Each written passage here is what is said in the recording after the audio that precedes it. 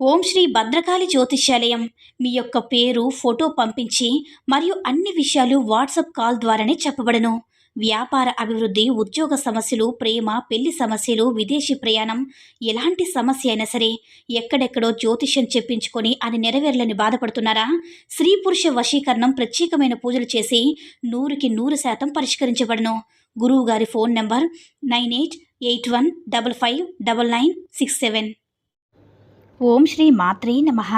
ఓం శ్రీ వారాహిదేవ్యే నమః. అమ్మవారి భక్తులందరూ కూడా నమస్కారం అండి. అమ్మవారి ఆశీర్వాదంతో, ఆ తల్లి చల్లని చూపుతో అందరూ కూడా సుఖంగా, సంతోషంగా, అష్టైశ్వర్య, ఆరోగ్య అభివృద్ధితో ఉండాలని మనస్ఫూర్తిగా కోరుకుంటూ ఈరోజు ఈ వీడియోని మొదలు పెడుతున్నాను. ఈరోజు వీడియో ఏంటంటే, మీరు ఉప్పుతో మీరేం చేస్తారంటే మీ చేతిలో కొద్దిగా ఉప్పు తీసుకొని ఈ చిన్న మంత్రాన్ని కనుక చెప్పుకుంటే చాలు. రాళ్ళుప్పును తీసుకుని ఈ చిన్న మంత్రం చెప్తే మీరు ఏ వ్యక్తినైతే ఇష్టపడుతున్నారో, మీరు ఏ వ్యక్తినైతే ప్రేమిస్తున్నారో, ఎవరినైతే కోరుకుంటున్నారో ఆ వ్యక్తి ఖచ్చితంగా మీ వశమవుతారు, మీ సొంతమవుతారు. ఎందుకంటే ఆ మంత్రం వచ్చేసి చాలా పవర్ఫుల్ అన్నమాట. ఈ పరిహారం చేసేటప్పటికి మనం గురువారం కానీ, శుక్రవారం కానీ, అమావాస్య రోజు కానీ, పౌర్ణమి రోజు కానీ, ఆదివారం కానీ, అష్టమి తిథి, పంచమి తిథుల్లో కానీ చేసుకుంటే చాలా మంచిదనమాట.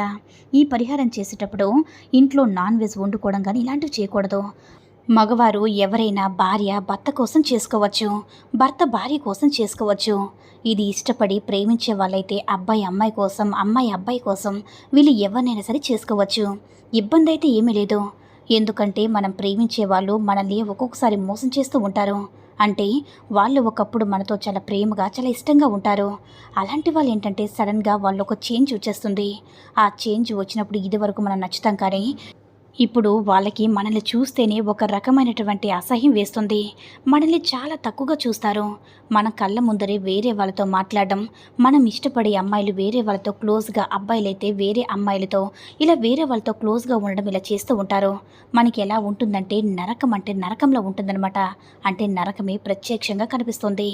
అలాగే భార్యాభర్తలు కూడా చాలామంది ఆడవాళ్ళను ఉన్నారు, మగవాళ్ళను ఉన్నారు.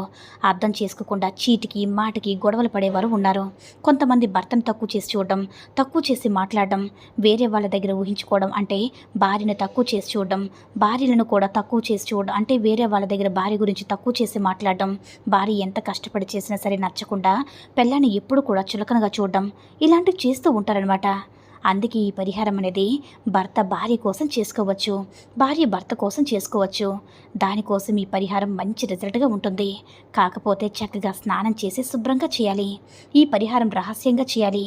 ఇలా చేశామని చెప్పి ఎవరికీ చెప్పకూడదు. చెప్తే రిజల్ట్ రాదు.